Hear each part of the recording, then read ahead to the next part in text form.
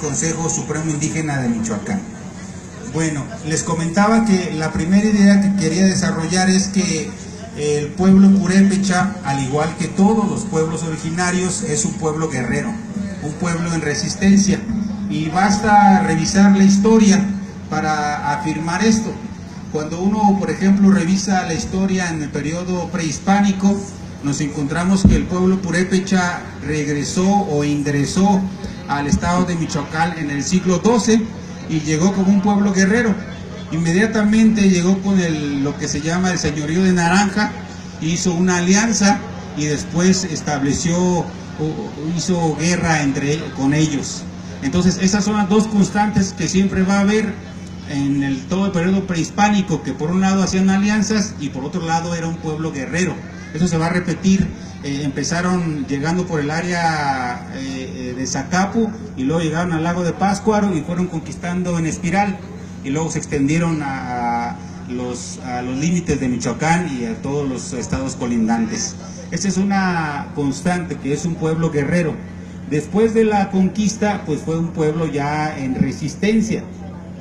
Durante la época de la colonia se dieron las rebeliones de Pátzcuaro en 1766 y 1767.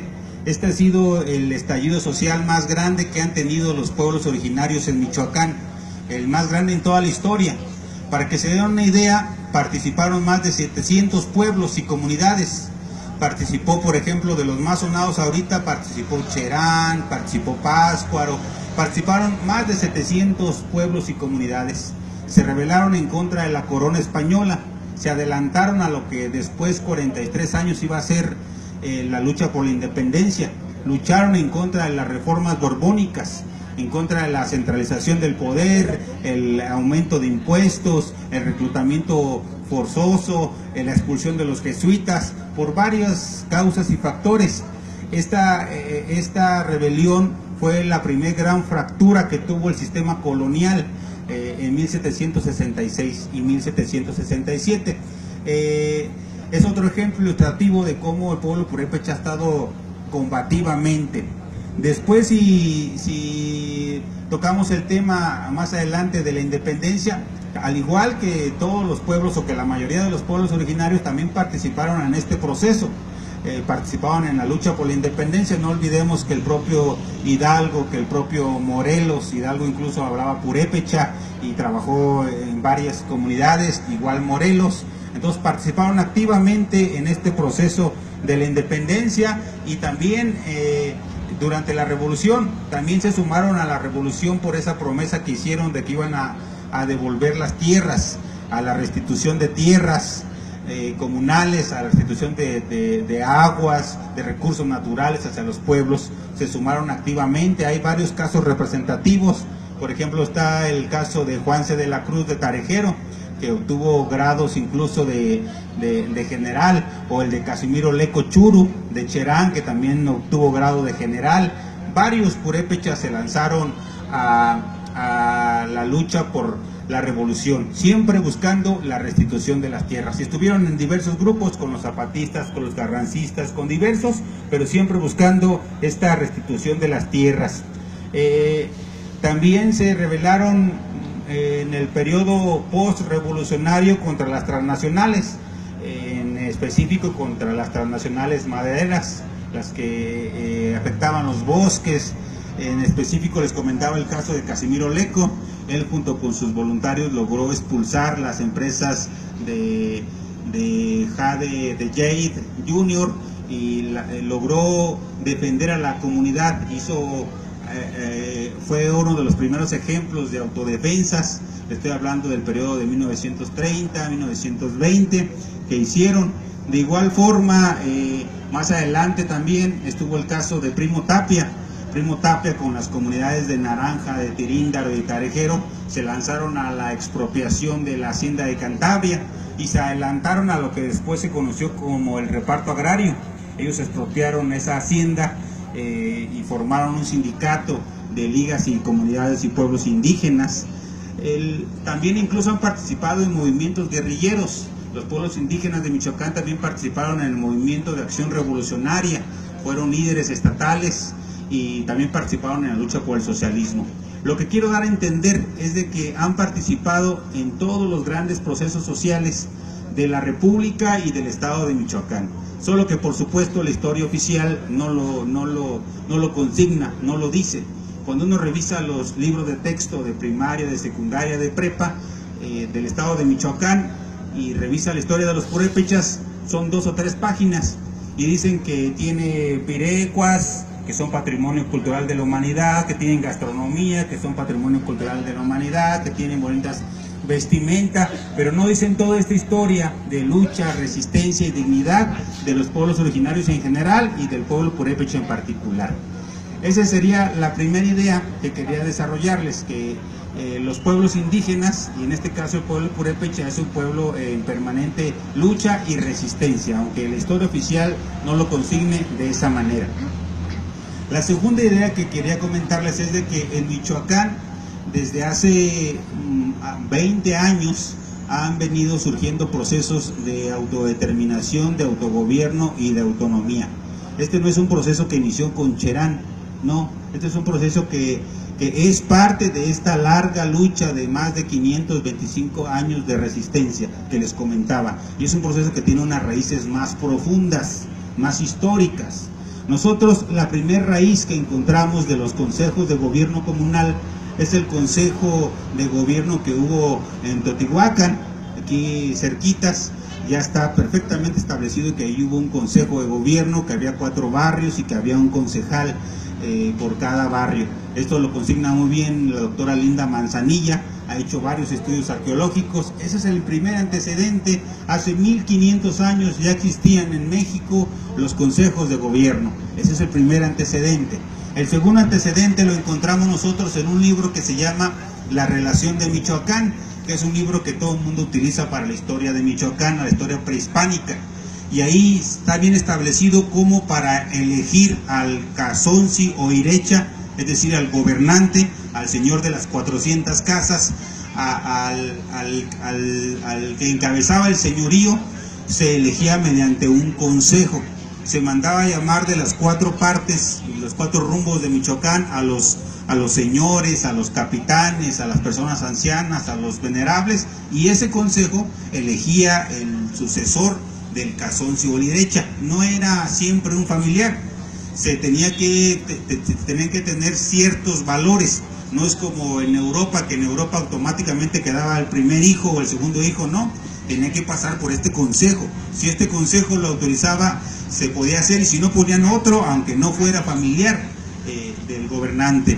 Y pedían varias virtudes, varios valores. El primero es que pues tenía que ser fiel devoto de la religión de ese entonces, que era Curicahueri Zaratanga, que tenía que resguardar los valores de la comunidad, ver por la comunidad y no de manera individual. También consigna que no tenía que ser borracho, porque no estaba permitido, y que tenía que ser humilde.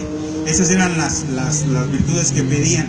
Entonces, este es otro antecedente este es el antecedente directo de todos los consejos actuales de gobierno comunal que hay en Michoacán. Otro tercer antecedente, por lo menos teórico, es el consejo del Curicahueri Cuinchecua. Es un consejo que es consejo del Fuego Nuevo, que ahora ya se denomina consejo de Curicahueri Cuinchecua. Ese consejo nació en 1983. Y este consejo empezó a sentar algunas bases ideológicas. Por ejemplo, ellos tienen 3 principios que para celebrar la cultura, el Año Nuevo Purépecha, lo hacen una vez en cada comunidad, pero lo hacen sin partidos políticos, sin ayuda del gobierno y sin religión católica. No está permitido inmiscuirse en las cuestiones religiosas católicas. Por supuesto, de manera individual cada quien lo puede tener, pero en la fiesta, en la gran celebración del Fuego Nuevo Purépecha, si ustedes alguna vez han escuchado, hay esos 3 principios. Se asentaron desde 1983. Ese es el tercer fundamento teórico de los consejos. Bien, ahora vamos a ver cuál fue el primer consejo que se formó en Michoacán. El primer consejo que se formó en Michoacán fue el Consejo de Gobierno Indígena de Nurío.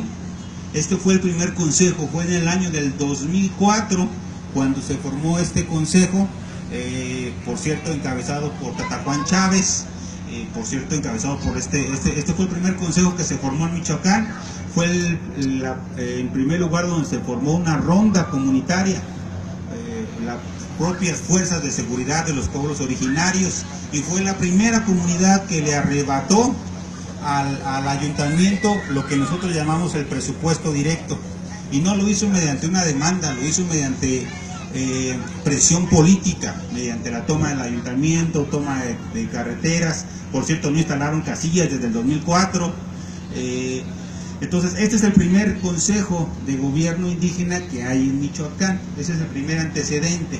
El segundo antecedente es más conocido y es el Consejo de Gobierno Comunal de Cherán.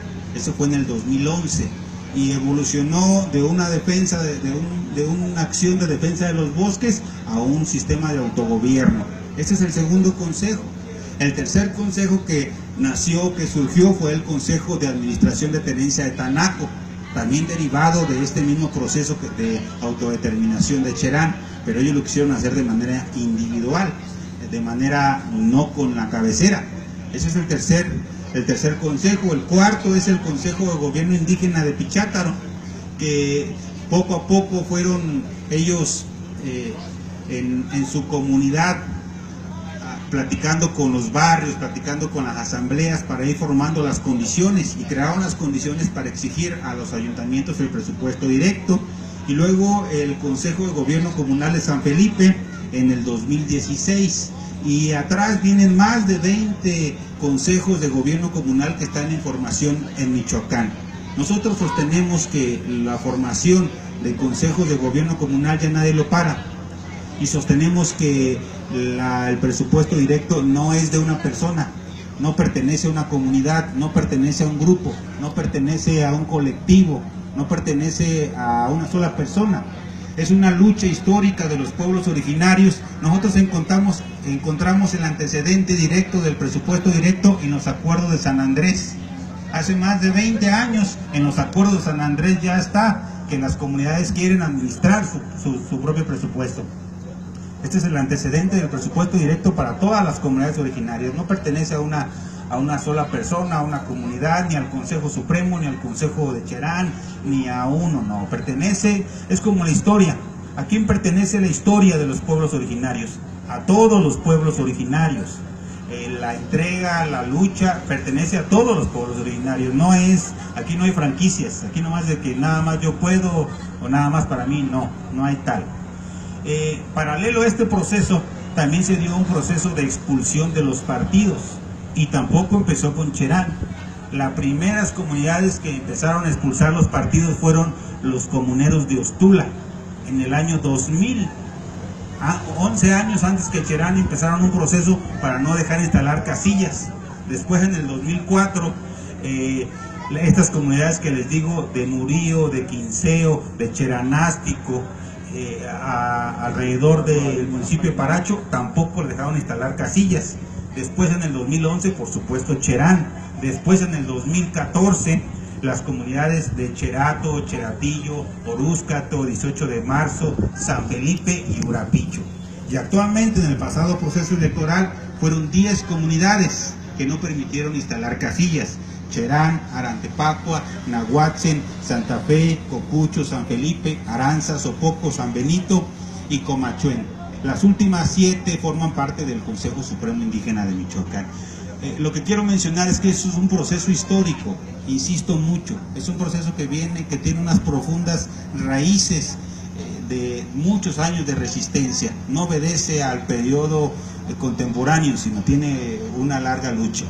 Esa es la segunda idea que quería desarrollarles, no sé cuánto tengo tiempo. La tercera idea que quisiera compartirles es que, al igual que otros compañeros, nosotros sostenemos que los pueblos originarios son sujetos históricos. Son los pueblos originarios los que hacen la historia. No somos los asesores, no son los abogados, no son los colectivos, no son los gobernantes, no son los sacerdotes. Es el pueblo organizado quien hace la historia. Eso nosotros lo hemos aprendido, y muchas comunidades, el sujeto de la historia son los pueblos originarios, no son los individuos, son la comunalidad. Otra cuestión es que, por supuesto, los pueblos originarios son sujetos jurídicos, tienen sus propios derechos, tienen derecho a la consulta libre, previa, informada y vinculatoria, tienen derecho al presupuesto directo, tienen derecho a su propio sistema de justicia, tienen sus propios sistemas de derechos, pero que también son sujetos de conocimiento. Los pueblos originarios tienen sus propios conocimientos. Si ustedes han visto alguna vez la bandera purépecha, está la bandera purépecha y en la parte de abajo dice una leyenda que dice Jucharguinapecua. Esa es una categoría central del pensamiento purépecha, es una categoría filosófica del pueblo purépecha.